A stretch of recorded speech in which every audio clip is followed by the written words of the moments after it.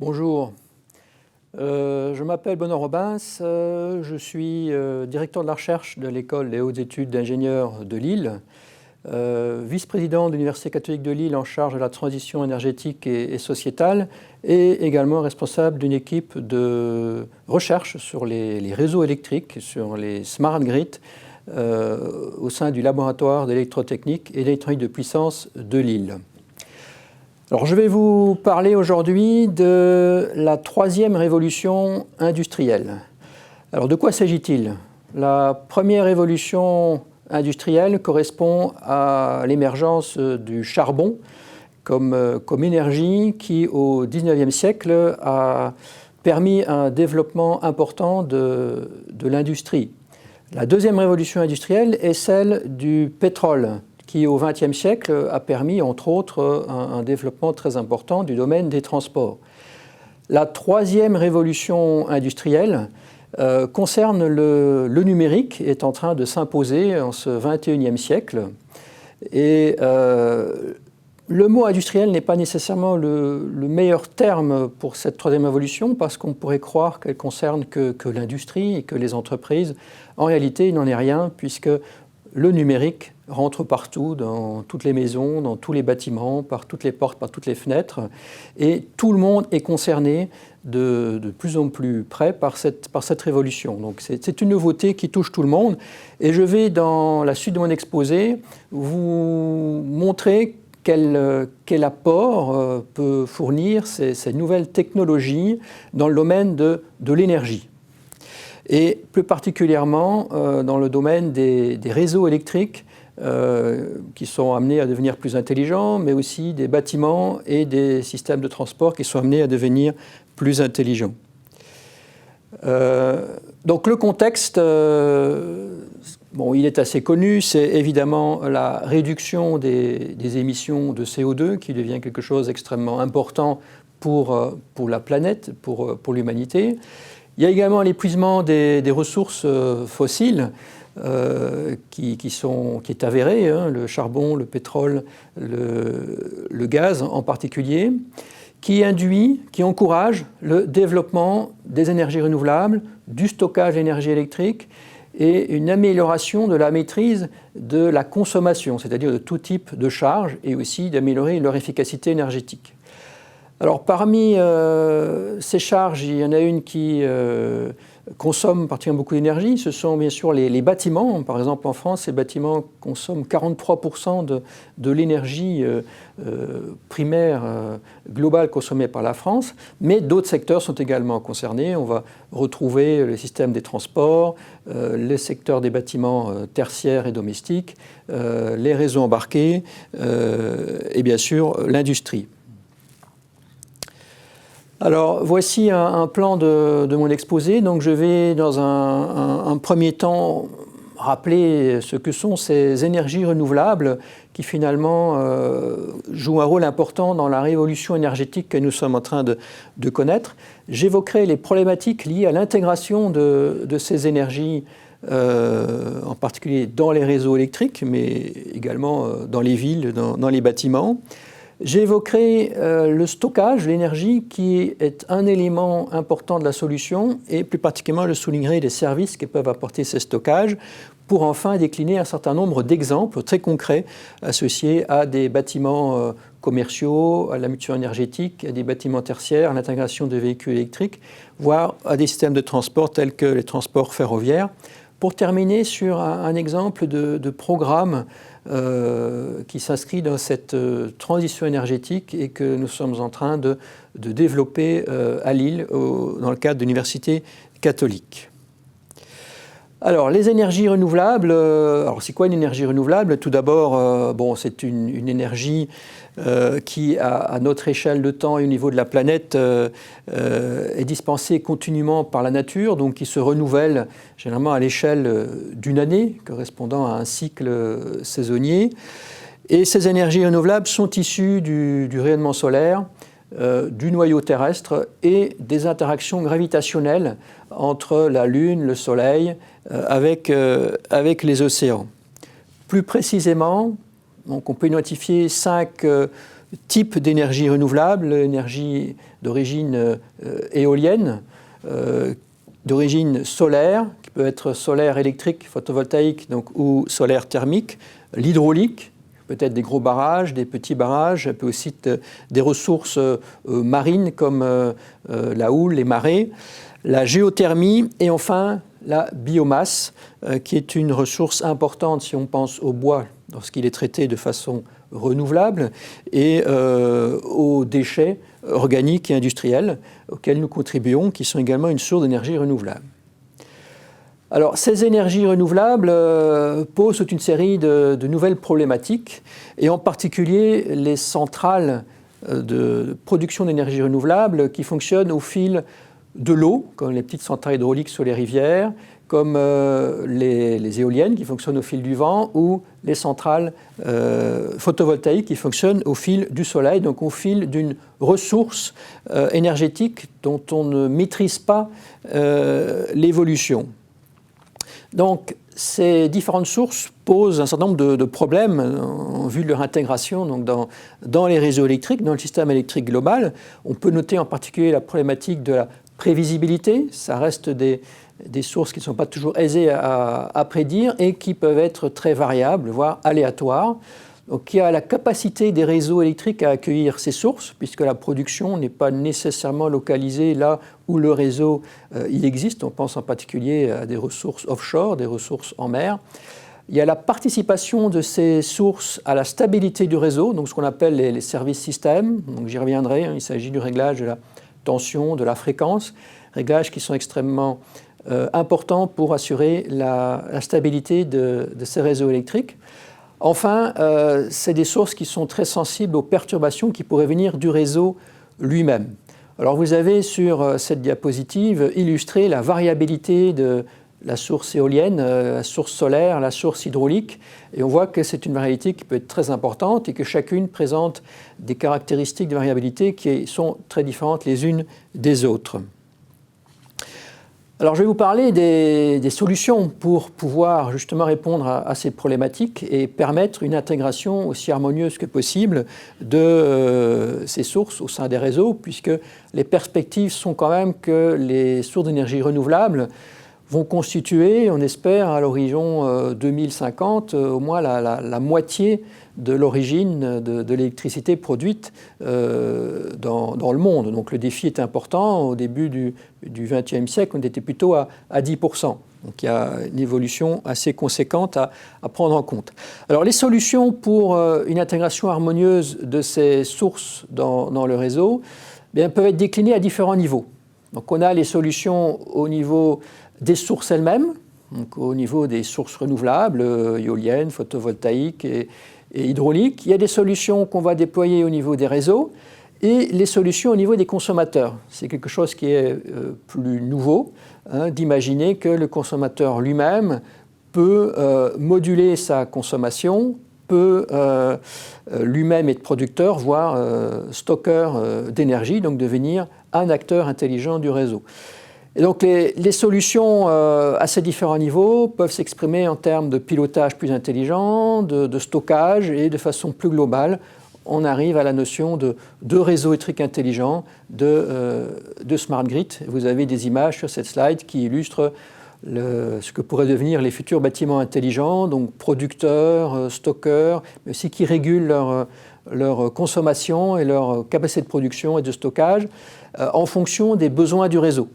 Nous allons voir que le véhicule électrique, les futurs véhicules électriques qui devraient se déployer de façon conséquente dans les années à venir, peut également devenir un acteur intéressant du réseau et pas uniquement une charge supplémentaire. Voilà. Alors, concernant le stockage. Donc, le stockage est une problématique qui est très difficile dans le secteur électrique, puisque l'énergie électrique ne se stocke pas directement, aisément. C'est bien pourquoi ces réseaux électriques se sont développés sur le principe d'une production qui est réalisée en fonction de la consommation et qu'à chaque instant on doit assurer cet équilibre entre la production et la consommation. Alors le stockage électrique devient évidemment crucial dans la logique énergétique, dans la transition énergétique que j'ai décrites, et les raisons donc, que je viens d'évoquer qui soulignent cette transition. C'est pourquoi beaucoup d'efforts sont développés actuellement pour développer ces technologies de stockage. Alors généralement, pour stocker l'énergie électrique, on a transformé l'énergie dans une autre forme qui peut être une énergie potentielle, hydraulique, une énergie thermique, une énergie chimique, une énergie de pression. Alors, les systèmes de stockage peuvent être intégrés dans les réseaux électriques à différents niveaux. Ils peuvent être intégrés de façon massive, donc en des points spécifiques du réseau. C'est le cas par exemple du stockage hydraulique qui est illustré à gauche sur cette diapositive. Et ce stockage est déjà très développé dans un certain nombre de pays, dont la France, où 4000 MW ont été développés depuis les années 1930. De façon plus prospective, mais des démonstrateurs existent, c'est le stockage sous forme d'air comprimé dans des cavités souterraines, ou encore l'image en haut à droite, c'est du stockage sous forme de batterie au sodium, de façon massive au Japon. Et il s'agit là de stockage par contre qui doit fonctionner à des températures de l'ordre de 300 degrés, donc c'est pas une technologie de batterie classique. Enfin, une autre approche pour déployer le stockage, c'est un stockage dispersé en différents lieux du réseau. Donc c'est l'exemple des systèmes de stockage présentés dans la partie basse de cette diapositive. On va retrouver du stockage bien sûr par batterie, du stockage inertiel, du stockage par supercondensateur. Et on va retrouver dans cette gamme de stockage le stockage qu'offriront les futurs véhicules électriques. Alors un autre problème du stockage, c'est que ce stockage coûte cher encore, même si les coûts sont en train de diminuer, liés à beaucoup d'efforts de R&D et une industrialisation à plus grande échelle. Mais pour valoriser ce stockage, ce qui est important, c'est de pouvoir identifier différents services que le stockage pourra apporter. Et donc, cette diapositive illustre quelques-uns de ces services. Nous avons bien sûr la contribution au réglage de la qualité de l'onde de tension, de courant. On va régler l'amplitude, régler la fréquence. On peut lisser une puissance renouvelable. Donc on a vu qu'elle était très fluctuante, donc c'est intéressant de pouvoir la lisser. On peut traiter des problématiques de congestion des lignes dans des réseaux électriques, c'est-à-dire une puissance dans ces lignes qui atteint la puissance limite, qui peut être induite par des sources renouvelables dans certaines zones où le réseau électrique n'est pas un réseau très développé. Et un autre exemple, illustré par l'image en bas à droite, c'est en cas de problème sur le réseau, de perdre une partie du réseau, ces sources locales pourraient très bien continuer à alimenter localement le réseau et donc réduire le nombre de consommateurs déconnectés du réseau. Alors, je vais aborder maintenant quelques exemples qui montrent l'intégration de production renouvelable, l'apport du stockage, de pilotage intelligent, voire de modulation de charge électrique. Donc on rentre dans cette logique de smart grid, de smart building. Nous allons voir qu'on va l'étendre au transport. Ce sont des exemples issus de nos travaux de recherche et développement réalisés en partenariat avec des entreprises qui me permettront aussi de quantifier des apports potentiels. Alors, le premier exemple que j'évoque concerne des bâtiments commerciaux et plus particulièrement des hypermarchés. C'est un projet que nous avons développé en collaboration, en partenariat avec le groupe Auchan. Et l'objectif est d'étudier une intégration intelligente à la fois de production photovoltaïque sur ces bâtiments. Sur l'hypermarché, il y a des surfaces disponibles importantes, donc qui sont bien adaptées pour accueillir ce type de production. Mais l'objectif de cette étude n'était pas uniquement de se limiter à la valorisation de cette production envoyée directement sur le réseau électrique et valorisée par une subvention qui fatalement serait temporaire de cette forme d'énergie, mais plutôt de regarder comment on peut consommer localement cette énergie et valoriser localement cette énergie. Pour ça, on va regarder comment on peut intégrer du stockage et comment on peut moduler les charges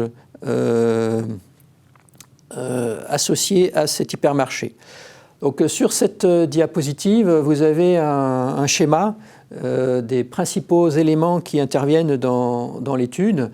puisque vous avez bien sûr les charges l'hypermarché que nous avons dû analyser, et nous verrons que certaines d'entre elles offrent une capacité de modulation, c'est-à-dire une capacité de stockage de l'énergie, en particulier le froid.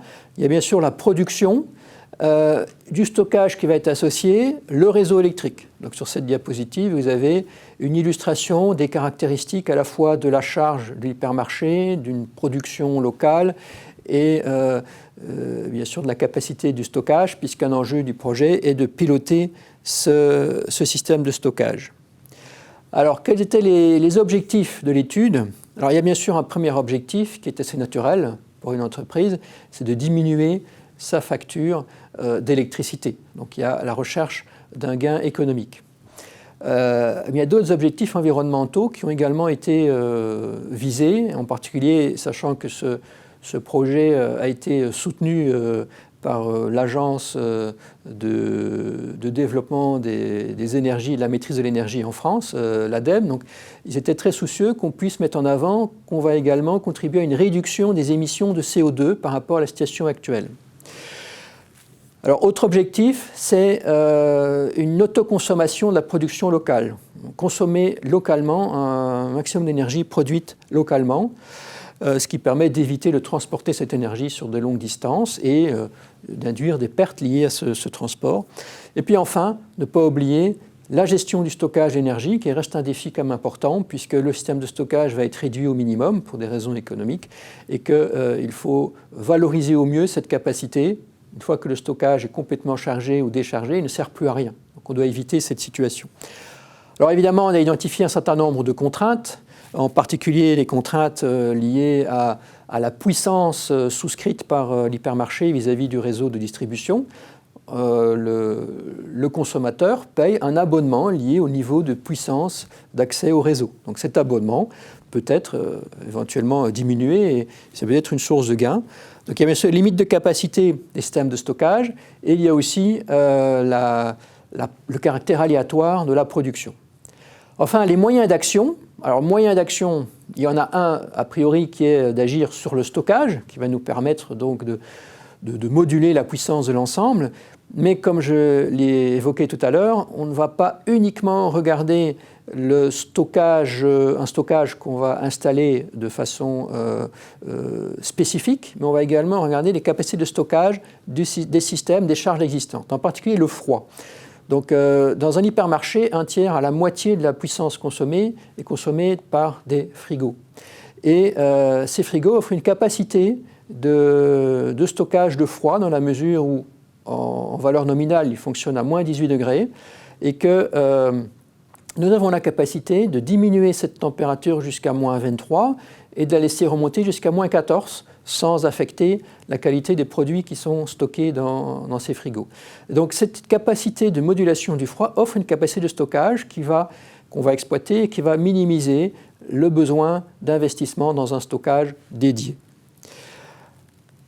Alors, j'avais annoncé quelques données chiffrées pour illustrer les potentialités de ce genre de système. Donc, c'est ce qui est illustré par le tableau en haut de cette diapositive où on compare trois situations. Une situation dans laquelle il n'y a ni stockage ni production photovoltaïque, c'est en fait la situation actuelle. Une solution dans laquelle il n'y aurait que le stockage ajouté. Et enfin, une troisième solution où nous aurons à la fois du stockage et de la production photovoltaïque. Et on regarde trois indicateurs. Donc les deux premiers sont les indicateurs économiques, puisqu'on avait un objectif de réduction de la facture. Donc ce qu'on appelle la prime annuelle, c'est en réalité l'abonnement que paye le consommateur vis-à-vis de la puissance souscrite. La deuxième colonne indicateur correspond à l'énergie effectivement consommée, les kilowattheures consommés durant une semaine. Et dans l'exemple, c'est une semaine de janvier qui a été considérée, qui n'est pas nécessairement favorable à une production photovoltaïque. Mais nous verrons que ça n'empêche pas d'identifier des résultats toutefois intéressants. Et enfin, la dernière colonne correspond à l'objectif environnemental. Donc, on évalue la réduction d'émissions de CO2 pour ces différentes solutions. Alors on constate que si on ajoute du stockage, donc c'est la deuxième ligne du tableau avec stockage, on a un gain économique qui apparaît déjà sur l'abonnement. de 17%. On a une réduction de la consommation énergétique, mais on n'a pas de gain significatif environnemental. Par contre, si on intègre une production photovoltaïque en plus du stockage, on a non seulement un gain économique, mais également un gain environnemental, parce qu'on voit que les émissions de CO2 sont réduites d'un quart pour ce premier cas d'étude. La courbe du bas, donc les deux courbes du bas, en rouge et en bleu, illustrent les émissions de CO2 sur une semaine, donc du lundi au dimanche. La courbe en rouge correspondant au cas où c'est la situation actuelle, il n'y a ni stockage ni production photovoltaïque, et la courbe en bleu correspond au cas futur avec stockage et production photovoltaïque. Si on observe bien ces deux courbes, on constate que la courbe en bleu est bien globalement inférieure à la courbe en rouge, mais qu'il y a des moments où la courbe en bleu est supérieure à la courbe rouge, ce qui correspond à une situation la nuit où l'on se permet de consommer une énergie plus carbonée sur le réseau, mais parce qu'elle est moins chère et elle va permettre de stocker de l'énergie pour remplir les systèmes de stockage pour les heures de pointe, le matin et le soir en particulier. Enfin, le dernier tableau en bas à droite vous donne une idée de la réduction des émissions de CO2 si on étend l'étude sur une année complète. Et nous constatons que ces émissions de CO2 sont réduites de moitié.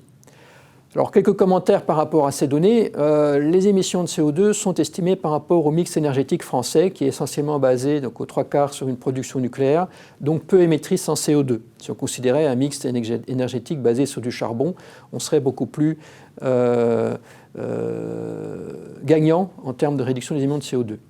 Autre précaution à avoir par rapport à ces chiffres, c'est que ces données financières, évidemment, sont à mettre en parallèle d'un coût d'amortissement du stockage, de centrales photovoltaïques et de maintenance pour évaluer une rentabilité à terme où, suivant les modes économiques mis en œuvre, cette rentabilité peut être perçue au bout d'une dizaine, une douzaine d'années. Alors, dans le prolongement de cette étude, une autre étude a été développée où l'on a considéré la même problématique, mais étendue autour de l'hypermarché, donc en considérant les galeries commerçantes, des bâtiments résidentiels, des bâtiments tertiaires, des productions en dehors de l'hypermarché, par exemple éoliennes, d'autres capacités de production telles que des groupes de secours, diesel, qui existent déjà dans les hypermarchés, et les problématiques de réseau électrique. Donc on voit que l'ampleur de la problématique devient beaucoup plus conséquente et on est réellement là dans la logique des smart grids. Donc je ne vais pas étendre dans cet exposé parce que je n'ai pas réellement le temps d'évoquer cet aspect-là, mais c'est vraiment une perspective importante sur laquelle nous travaillons. Enfin, un autre exemple que je vais évoquer concerne les bâtiments tertiaires. Et il s'agit de la problématique du couplage entre un type de charge particulière, qui est les charges d'éclairage de type LED, et une production locale photovoltaïque. La particularité de ces deux systèmes, c'est qu'ils fonctionnent tous les deux sur des technologies similaires et toutes les deux fonctionnent en courant continu. Les LED consomment du courant continu et la production photovoltaïque fournit du courant continu. Donc la problématique qui nous a été posée par un partenaire industriel, Eiffage Énergie, était d'imaginer une architecture de réseau qui soit optimisée entre ces différentes sources et charges au sein de bâtiments, ce qui va nous amener à imaginer de nouveaux types de réseaux électriques, imaginer d'intégrer du stockage et un pilotage adapté. Alors, un petit mot concernant ces modes d'éclairage LED, puisque ces modes d'éclairage présentent le gros intérêt d'être peu consommateurs d'énergie. Donc on a un gain déjà très important en termes d'éclairage basse consommation par rapport à l'éclairage classique, comme indiqué sur cette slide. Vous voyez qu'on a des réductions très fortes de consommation. Et avec de l'éclairage LED, on permet encore de réduire cette consommation. Et le système qui avait été développé par l'entreprise Eiffage Énergie présentait encore une particularité, c'est que les pavés d'éclairage LED destinés à remplacer des éclairages de type néon sont équipés d'un capteur qui réduit l'intensité lumineuse en fonction de l'éclairage qui peut venir de l'extérieur. C'est ce qui est illustré par la courbe bleue sur cette dia comparée à la courbe rouge.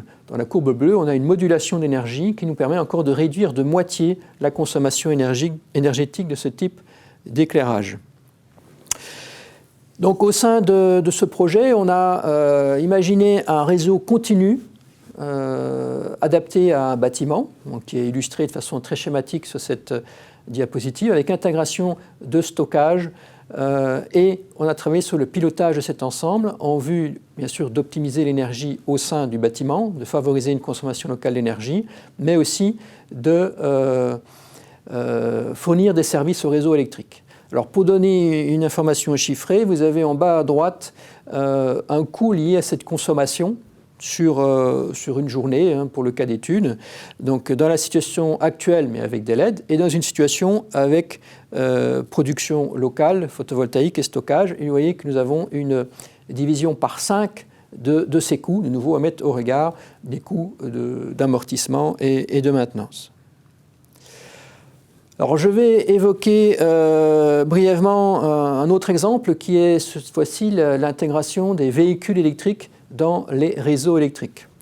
Donc, ces véhicules électriques, a priori, vont constituer une nouvelle charge pour ces réseaux électriques. Et si l'on ne traite pas particulièrement cette charge, eh bien, on peut identifier que les utilisateurs de véhicules électriques vont recharger leurs véhicules à 2 moments privilégiés de la journée, c'est-à-dire le soir quand ils rentrent chez eux à leur domicile et le matin quand ils arrivent sur leur lieu de travail. Il se fait que ces 2 moments privilégiés correspondent à 2 périodes de pointe déjà de forte charge du réseau électrique. Donc on a développé des approches, on développe un certain nombre de projets qui visent à éviter que ces véhicules électriques induisent des charges supplémentaires, mais également puissent devenir des acteurs intelligents du réseau. Donc, avec un certain nombre d'objectifs environnementaux, en tout des objectifs économiques et des objectifs de service. Alors, une petite parenthèse sur le lien entre le déploiement des véhicules électriques et sa contribution à la diminution des émissions de CO2. Et c'est ce qui est illustré par ce graphique où on a représenté les émissions de CO2 pour différents types de véhicules. Si on commence par le haut, vous avez un véhicule à essence, puis un véhicule diesel, où on a distingué les émissions de CO2 liées à l'extraction du combustible pour l'amener au véhicule, et puis en rouge, les émissions au niveau du véhicule. On constate qu'on a des émissions importantes. Si on compare avec le troisième cas, qui est un véhicule électrique du même type, mais comparé au mix énergétique français, on voit qu'on réduit les émissions de CO2 de façon significative, mais essentiellement, ces émissions sont induites par la production d'énergie. Donc le 4e cas correspond au cas du mix français, où on voit qu'on a très peu d'émissions de CO2, puisque l'énergie est produite essentiellement par des énergies nucléaires.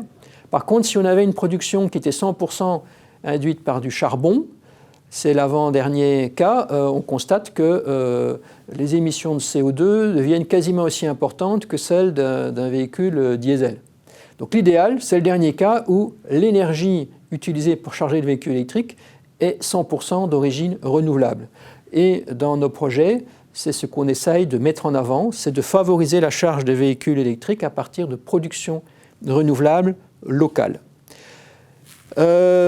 Pour illustrer cela, un résultat issu d'un projet qui s'appelait Verdi pour véhicules électriques associés à des énergies renouvelables dans un réseau électrique intelligent. Donc il s'agit d'une poche d'un réseau de distribution dans lequel on va piloter la charge des véhicules électriques, c'est-à-dire qu'on va piloter les instants de charge et moduler cette charge. Et vous avez quelques données chiffrées, de nouveau en considérant 3 cas différents. Un cas sans véhicule électrique, c'est la situation qu'on rencontre actuellement. Un cas avec véhicule électrique mais sans gestion particulière. Et le cas avec véhicule électrique et une gestion adaptée et un pilotage de la charge. Alors vous constatez que donc il y a un premier indicateur économique qui est le coût d'acheminement d'électricité pour le gestionnaire du réseau d'énergie. Et ce coût va augmenter si on charge le véhicule électrique directement sur ce réseau sans moduler cette charge. On voit qu'il augmente de 5%. Par contre, avec une charge intelligente, on limite cette croissance à 2%. Et enfin, la dernière colonne donne une information sur le taux de charge des véhicules électriques à partir d'énergies renouvelables. Et on constate que, bon, dans le cas d'études, si rien n'est fait, on a 25% de la charge qui est induite par du renouvelable, et que si on développe un pilotage intelligent, on peut passer à 40%. Alors, il s'agit ici de véhicules électriques tels qu'on commence à en rencontrer dans nos villes, mais qui ne peuvent uniquement se charger. Donc on est en train de travailler sur un futur dans lequel ces véhicules électriques pourraient également fournir de l'énergie, puisqu'il s'agit finalement de systèmes de stockage, donc ils pourraient être réversibles. Donc plusieurs projets concernent cette potentialité. Ici, vous avez une image qui illustre un projet qui est réalisé avec la Société nationale des chemins de fer français, entre autres, qui nous a posé la problématique suivante. Donc le matin, un grand nombre de navetteurs viennent à la gare, garent leur voiture à proximité de la gare et reprennent leur voiture le soir, 8 heures ou plus en fin de journée, donc après 8 heures de stationnement. Il y a un potentiel de stockage qui existerait là, qui pourrait être valorisé durant la journée. Donc c'est l'objet d'études en cours en lien avec le réseau ferroviaire et des gestionnaires de réseau dont on prend en compte bien sûr les apports de ces potentialités pour la gestion des réseaux. Donc là j'ai parlé de véhicules électriques qui génèrent l'énergie sur le réseau. Une autre potentialité, c'est que le véhicule électrique génère de l'énergie dans des bâtiments tertiaires, dans la maison, c'est ce qu'on appelle le véhicule to home ou V2H. Donc on travaille également sur ce type de problématique parce que ces solutions permettraient par exemple de continuer à alimenter une maison qui se retrouverait isolée du réseau électrique suite à un problème sur le réseau électrique ou à une catastrophe naturelle, comme un tremblement de terre, un tsunami. Et c'est une technologie qui commence à se développer au Japon, par exemple, où la maison donc, peut continuer à fonctionner de façon autonome pendant quelques heures, voire quelques jours, grâce à la batterie du véhicule. Mais ça suppose également d'adapter les réseaux électriques de ces bâtiments. Donc on voit qu'il y a une potentialité forte liée à la mobilité électrique, donc qui peut apporter sa contribution au réseau intelligent, mais qui pose un certain nombre de problématiques qui sont encore à lever, des obstacles à lever. Il y a toute la problématique de la communication, qui est un peu générale pour les réseaux d'énergie intelligents. Il faut bien sûr adapter les véhicules électriques, puisque solliciter plus une batterie risque de réduire sa durée de vie. Il y a des nouveaux modèles économiques à identifier. Il y a la mise en œuvre des mécanismes adaptés au niveau de la régulation énergétique des différents pays et la mise en place d'opérateurs qui vont agréger ces potentialités, puisque c'est évidemment pas chaque acteur avec son véhicule qui va interagir avec le réseau, que ce soit du point de vue technique ou du point de vue économique, mais c'est l'ensemble des acteurs qui doivent être coordonnés par un agrégateur. Et puis enfin, il y a des problématiques, bien sûr, d'acceptabilité par les utilisateurs. Dernier exemple que j'évoque brièvement, c'est le fait que les réseaux de transport, les réseaux ferroviaires par exemple, eux-mêmes ont potentiellement cette ouverture vers des réseaux également plus intelligents. Et on commence à parler de smart grid ferroviaire, comme illustré sur ce schéma. Il s'agit de smart grid qui sera alimenté de réseaux ferroviaires alimentés par du stockage et de la production locale en vue à la fois de rendre plus vert la consommation énergétique des trains, mais aussi d'optimiser énergétiquement les trains en récupérant l'énergie de freinage et fournir des services au réseau avec des objectifs, donc vous avez compris, environnementaux, économiques et de fiabilisation du réseau. Donc en conclusion de cette partie, on peut identifier donc, les principaux défis justement pour développer ces réseaux plus intelligents, ces bâtiments et systèmes de transport plus intelligents. Donc il y a un premier défi conséquent qui est l'énergie et sa gestion, donc lié à l'intermittence des sources, lié à une gestion intelligente du stockage, la maîtrise de la demande, au besoin d'accroissement de l'efficacité énergétique, à l'architecture des réseaux, au besoin de fournir des services, et tout ça en temps réel, dans des temps assez courts. Donc, ce qui induit le deuxième défi, qui est le défi des moyens de communication, qui doivent pouvoir traiter de façon intelligente, en un temps très rapide, un certain nombre d'informations que nous devons minimiser. Alors, en arrière-plan se posent quand même des problématiques de fiabilité, de système de communication, de confidentialité et de sécurité. Un autre défi très important, c'est qu'on ne peut pas traiter ces problématiques uniquement sous le regard technologique, mais qu'il faut également y associer le regard des sciences humaines et sociales, en particulier dans le domaine sociologique, économique, juridique. Et il faut donc trouver des nouvelles approches, de nouvelles méthodes ensemble pour répondre à ces problématiques. Enfin, dernier gros défi, c'est tout ce qui concerne le développement de nouveaux modèles économiques, parce qu'on est sur une révolution aussi économique. Si chaque acteur intervient et est un acteur intelligent du réseau, il faudra que chaque acteur s'y retrouve également du point de vue économique. Donc on multiplie les acteurs, on multiplie la complexité donc, du système économique. Pour terminer, quelques mots sur la façon dont nous commençons à mettre en œuvre un certain nombre des considérations que j'ai évoquées liées à cette évolution vers des réseaux d'énergie plus intelligents et l'intelligence accrue des différents acteurs.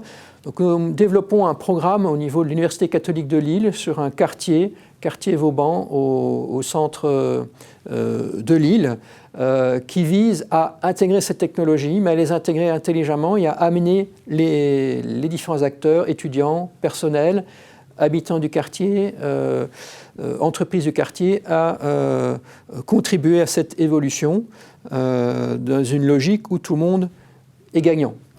Donc vous avez sur cette diapositive une vue du quartier de Lille concerné qui se trouve très proche du centre. Donc on est dans un quartier de la ville assez dense et assez ancien avec les premiers bâtiments d'université illustrés en haut de cette diapositive qui date de 1877.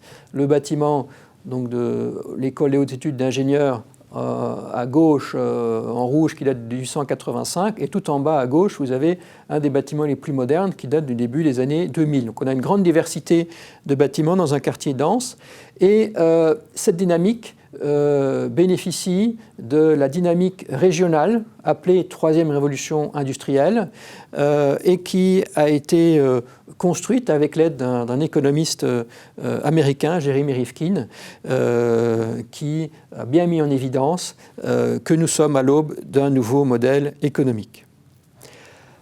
Alors si on regarde de façon schématique le quartier dans lequel nous nous trouvons, nos objectifs sont d'améliorer l'efficacité énergétique de ces bâtiments et de mutualiser ces réflexions énergétiques entre bâtiments sur un quartier où vous avez illustré en couleur différents bâtiments concernés avec des moyens de communication de ce bâtiment et sur une étendue qui peut aller de 1 à quelques kilomètres. Alors vous avez repris sur cette diapositive les différents objectifs de notre programme et si on les prend dans le sens logique, vous avez les objectifs technologiques de type efficacité énergétique, mutuation énergétique, autoproduction, autoconsommation renouvelable, locale, stockage énergie, déploiement du numérique dans les réseaux, donc les smart grids, la mobilité qui peut être intelligente, réversible et qu'il faut gérer de façon intelligente, la végétalisation du quartier, en développant des fermes urbaines, en végétalisant les bâtiments.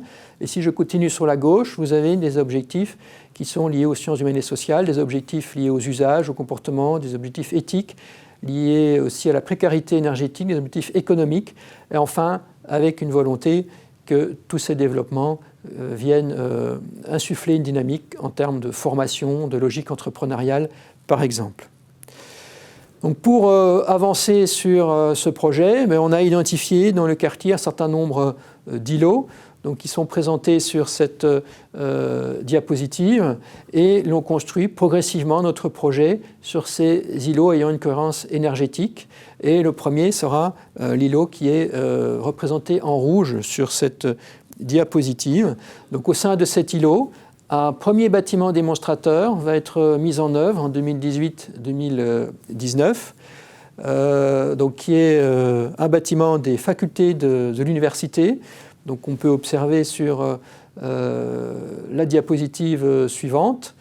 Donc c'est un bâtiment qui va être équipé de 1000 m² de production photovoltaïque, production qui va être mise en œuvre de façon purement locale. Et pour pouvoir consommer localement cette production, nous allons devoir la mutualiser avec des bâtiments environnants sur l'îlot, qui est représenté donc sur cette diapositive suivante, où l'on va raisonner cette fois-ci en termes d'îlot avec un objectif de déployer à échelle réelle une gestion en temps réel de la consommation et de la production. Un gros défi résidant dans cette approche du temps réel lié au photovoltaïque. Donc, quand on parle de temps réel, c'est quelques secondes. Enfin, on va également intégrer un déploiement de charges intelligentes de véhicules électriques dans cet îlot et, bien sûr, identifier les modèles économiques qui vont rendre cette nouvelle approche économiquement acceptable dans des bâtiments tertiaires tels que ceux de l'université.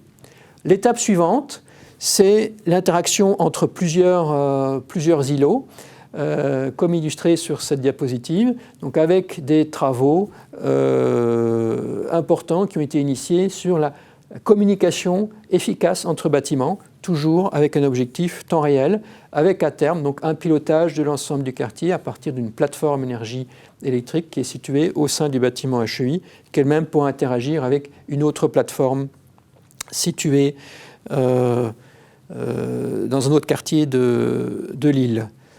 Voilà, je vous remercie pour votre attention et si vous souhaitez développer vos connaissances sur ces sujets, je vous invite à consulter des ouvrages que nous avons édités en 2012 sur les énergies renouvelables et l'année dernière sur les systèmes de stockage intégrés dans les réseaux électriques, sachant qu'un troisième ouvrage devrait sortir cette année sur la gestion et la valorisation du stockage d'énergie électrique dans les systèmes de transport. Je vous remercie pour votre attention.